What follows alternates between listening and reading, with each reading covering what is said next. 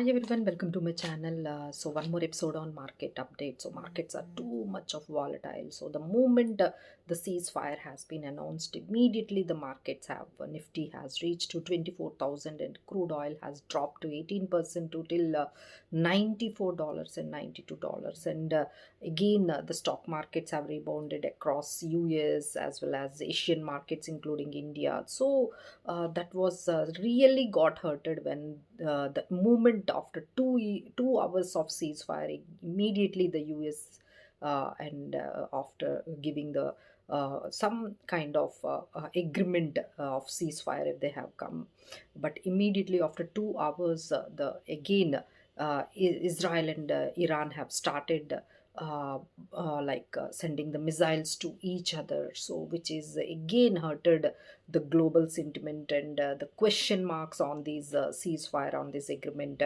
Even though Trump has come down and thinking and working out the about the agreement on agreeing on these 5 points from the Iran, giving the control on Strait Hormuz, and as well as leaving keeping aside all the sanctions on Iran, and helping the Iran and giving the aid to rebuild their country, so many other conditions. Even the US wants to work it out, but still there is a hurt of the ceasefire. So immediately, so that means the war is still on, and it is just a relief, and it is just continuing. So no clue what will happen in the next day. So the markets are reacting exactly without any clue, that is going too much of volatile. So everyone is thinking like, okay, now the ceasefire has announced, so let's start investing in the market. Is it the right time? So the ceasefire has been announced, so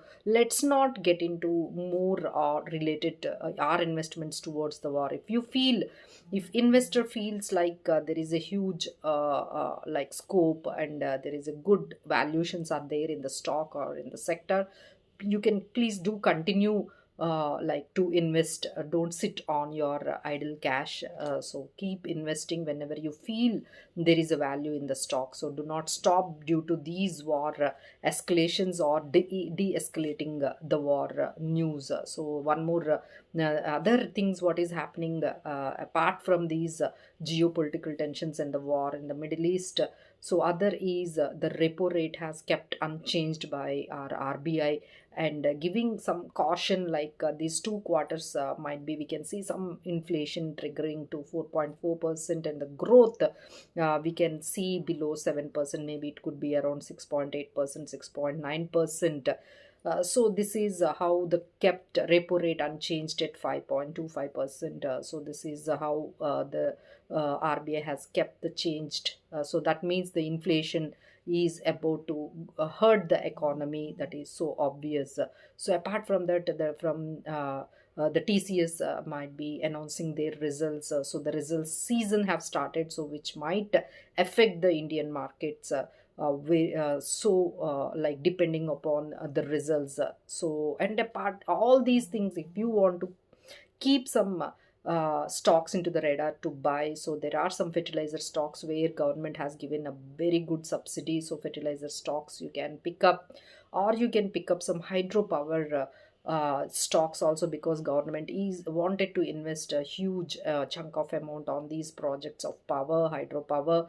And apart from that, you can since the RBI kept rate unchanged, so you can focus on some NBFCs or some gold finance companies or banking stocks or some Shriram Finance. So these kind of financials and banking and financials NBFCs are getting some kind of good valuations. If you pick up you can, if you want to pick up few stocks, so you can choose these sectors. So if any case the petrol has or the crude oil comes down to again 90 dollars in these cases, then definitely you can pick up some again aviation stocks or oil marketing stocks once again. But keep a eye on the US bond yields, it should not be higher, and keep an eye on the petrol prices or crude oil prices, it should not be above $100. So thank you so much for watching.